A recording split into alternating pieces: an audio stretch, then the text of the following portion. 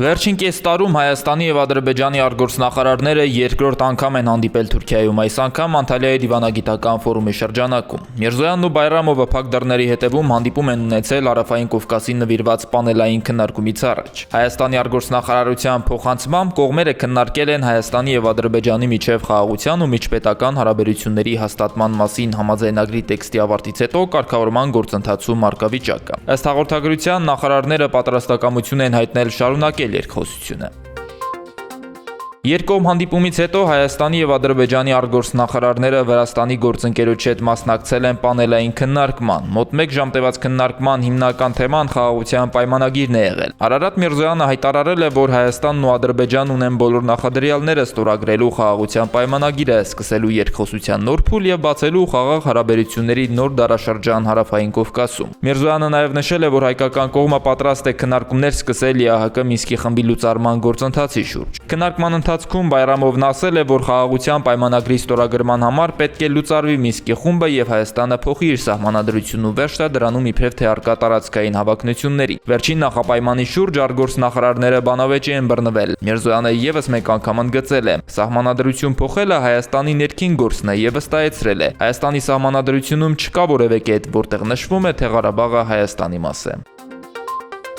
Անտալիայում գտնվող Արարատ Միրզոյանն օրվա վերջում հանդիպում է ունեցել Թուրքիայի արտգործնախարար Հական Ֆիդանի հետ։ Հանդիպումը տևել է մոտ 1 ժամ։ Անտալիայի դիվանագիտական համաժողովի շրջանակում կայացել է Ռուսաստանի եւ Ադրբեջանի արտգործնախարարների հանդիպումը։ Լավրովը հաստատել է իր պատրաստակամությունը նպաստելու հայ-ադրբեջանական հարաբերությունների կարգավորման գործընթացին եւ խաղաղության պայմանագրի կնքմանը։ Ռուսական կողմն ընդգծել է Ռուսաստանի, Ադրբեջանի եւ Հայաստանի ղեկավարների միջև եռակողմ համաձայնագրերի համալիրի իրականացման անհրաժեշտությունը։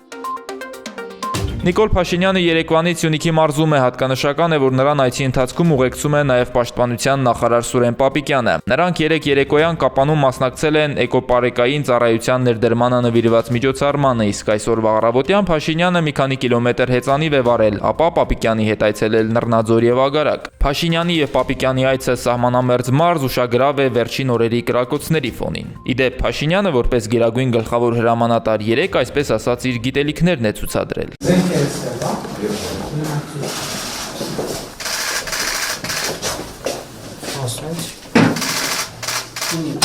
Ես Մակարով, չի։ Չէ, Բայկալա ինքը նման է։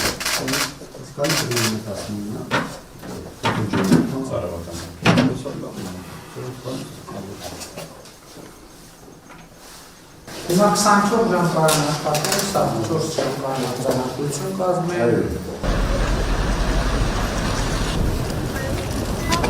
Բարև ձեզ։ Այս կուտաղտավին է, բայց ղեկավարական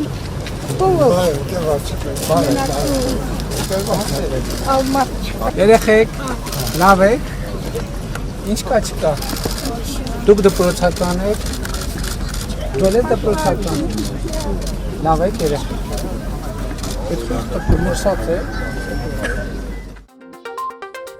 Քաղաքացիական պայմանագիր կուսակցության նախկին անդամ Թաթուլ Ասիլյանին Մոսկվան արտահանձնում է Երևանին, այսօր տեղի է ունենալու տեղափոխման գործընթացը, հայտնել են Ասիլյանի ընտանիքից։ Ռուսաստանի իրավապահները հայ գործընկերներին նախորդ տարվա սեպտեմբերին տեղեկացրել էին, որ կաշառքի գործով հետախուզման մեջ գտնվող Ասիլյանը Ռուսաստանում է։ Նրա նկատմամբ հետախուզում հայտարարվել էր անցած տարվա մայիսից։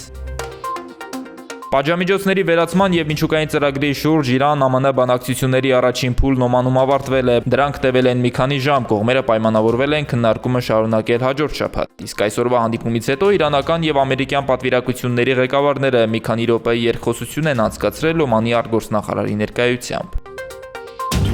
Դոնալդ Թրամփի վարչակազմը մի շարք էլեկտրոնային սարքերի ներմուծման հայելային մաքսատուրքերից ազատելու մասին որոշում է կայացրել։ Ըստ ցուցակի մաքսատուրքերից հանվել են մասնավորապես նոութբուքերը, պլանշետները, սմարթֆոնները, մոդեմներն ու մոնիտորները։